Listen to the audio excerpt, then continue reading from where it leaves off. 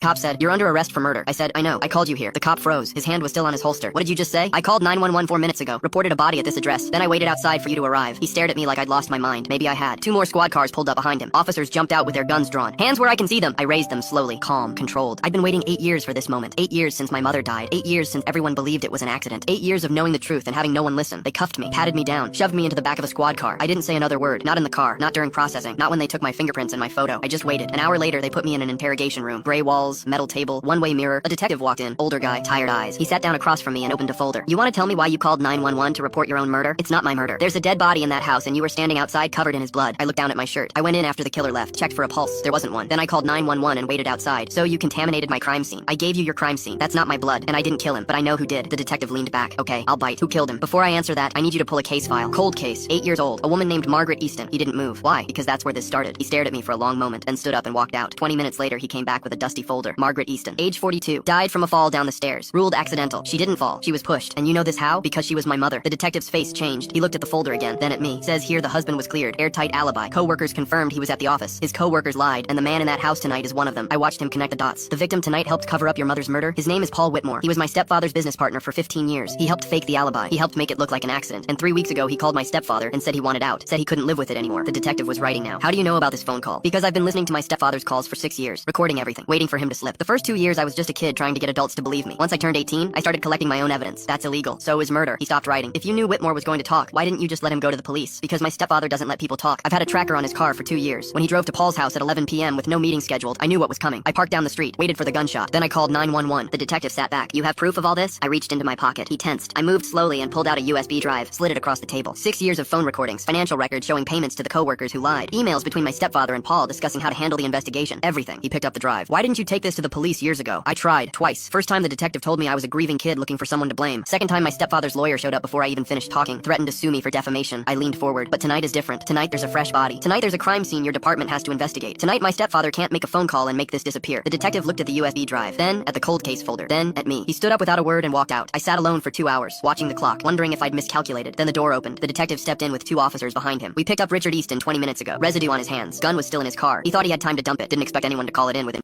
Take a screenshot and scan the QR code, search for the code on TikTok, and watch the second part for free.